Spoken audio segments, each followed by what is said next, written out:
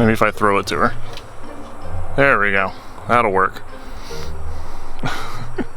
Good girl. Hey guys, Disembodied Brock here to give a special shout out to our top tier patrons on Patreon and let you know that we have some amazing Toucan merch. This all goes to help the birds and I out exponentially, and we cannot thank you enough. If you'd like to help in other ways and enjoy the channel, please make sure to like the video, subscribe, and hit the bell. We hope you enjoy and maybe learn a thing or two about toucans. Well, as you can see, Beatrix is outside finally, and this is her first time out here. For anybody who's not aware, Beatrix is a rescue keel-billed toucan who I very strongly, to the point where I'm positive that she was wild caught illegally and smuggled into the country. I didn't do this. Unfortunately, we got her from somebody who just didn't know how to take care of her and was young, and she lived most of her life in a very, very small cage. She's had some severe health issues when I got her. She's mostly good physically now, but she does still have some mental problems, behavioral issues, I should say, brought on by both being, you know, of wild origin, but also being mistreated by people over the course of her short 3-year life.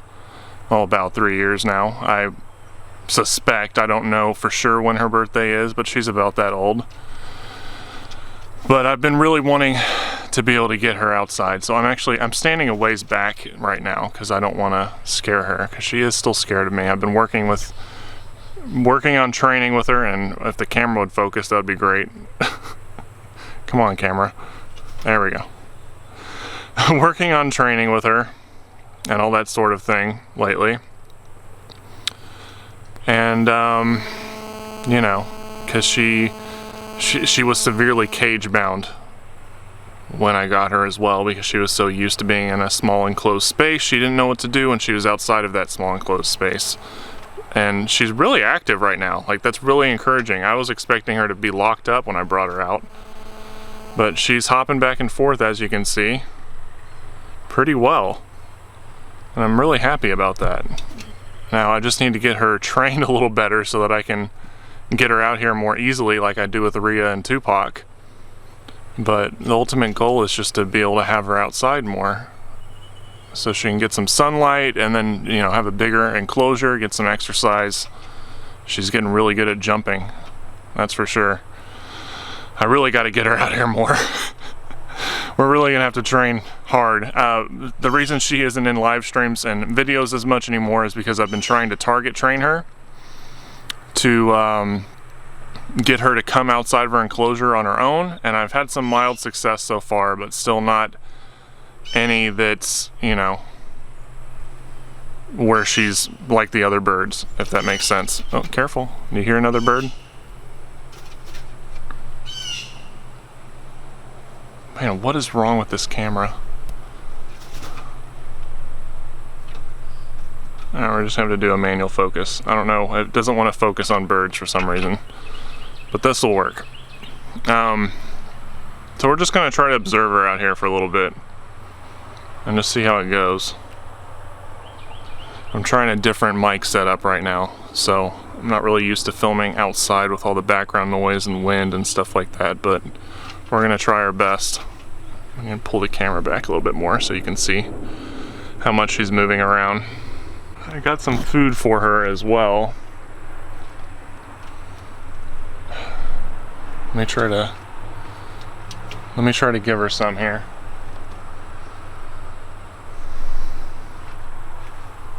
See if she'll come to me. Look. You want this?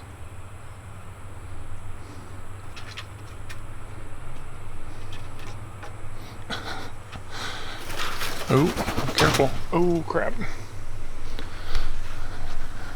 You okay? That was a little flight. You want to jump on my arm? No? Okay. Well, this isn't good. Let's see if she can recover on her own. There we go.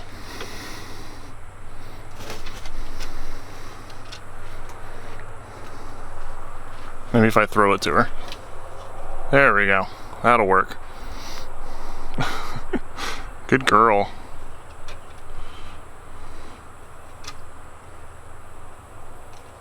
Oh, okay. She just dropped it out of spite.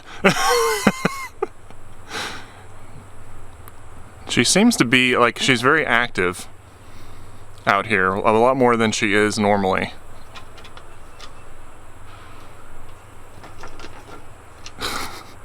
She's taking lots of poops, that's for sure. She always messes her tail feathers up. Oh, good lord. Yeah, you can only come in here. This is why we had to really secure this place. Because you are the unpredictable one.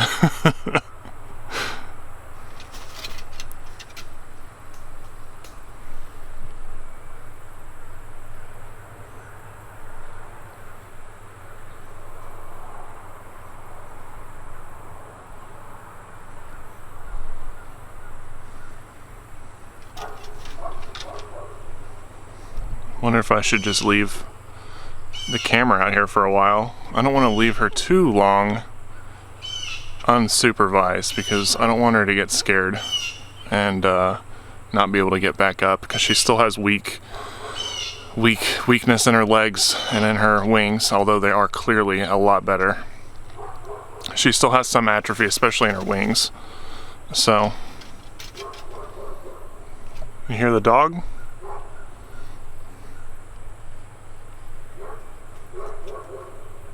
Poop again. She's a nervous pooer.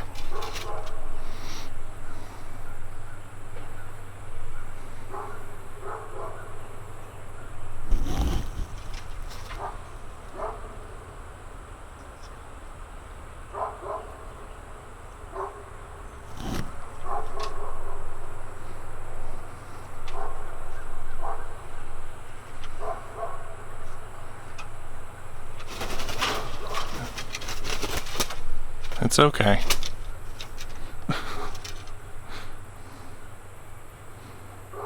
I hope the dogs aren't scaring her. I don't know what to do about that. When Rhea first heard the dog, she got scared too, so.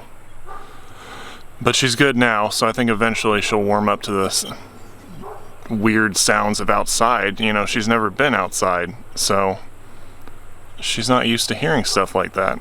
She's used to quiet. She's getting some good wing exercise though. I'm gonna step back a little bit more. We'll give her some food. Here. I'll put some food over here in the little holder. There.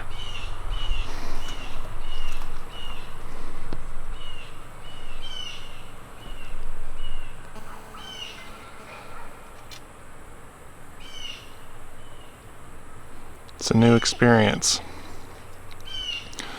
I'm not sure what to do about her. I know everyone's been asking for an update on Beatrix and stuff, but there's not a whole lot to update. You know, we're still just buying our time for her to rebuild a lot of her strength, which she's done quite a lot. You know, she still slips like that though. But she's getting a lot better as far as that goes. And her main issues are just that she doesn't trust or like people. So, which is understandable.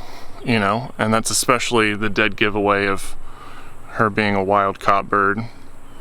And not only that, but since she's a keel-billed toucan, they are the most abundantly common wild caught birds. In fact, they're so common in pet stores in places like Las Vegas and Los Angeles and all that stuff because she just pooped in the water.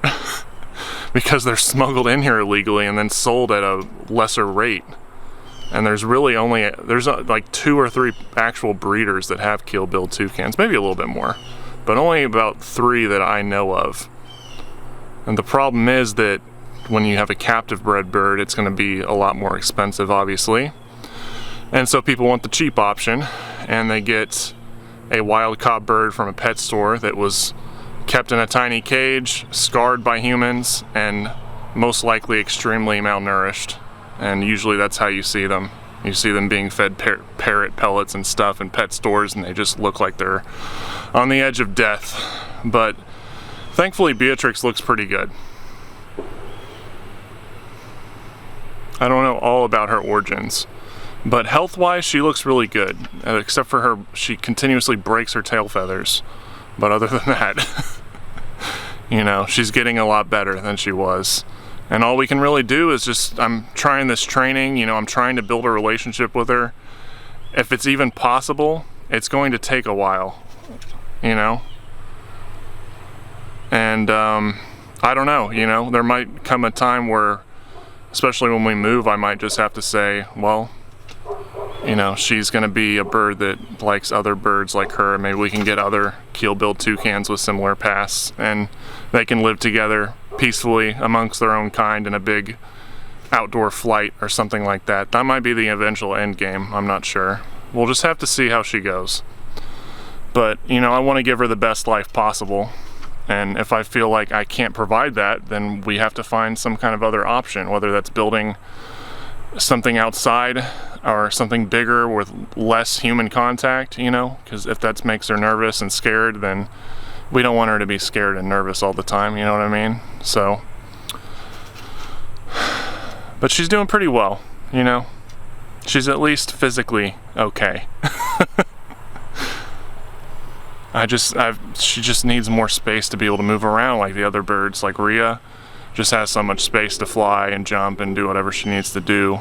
And it's difficult with Beatrix because I can't get her out of the cage without, you know, potentially damaging our relationship by having to grab her or whatever. And I don't want to have to do that. That's why we're trying the target training now, because the eventual end game is just to be able to have her out near me and be able to properly fly and get up high and feel safe when she needs to.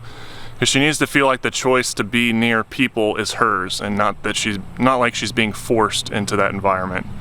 Because that's just gonna, you know, it's not gonna improve anything at best. At worst, it's gonna make it worse. And there's not a whole lot of information out there for toucans, especially when it comes to training and stuff like that. Like, they're just, you know, I mean, I've said it a million times before, Beatrix is the perfect example of why they shouldn't be pets. They don't make good pets.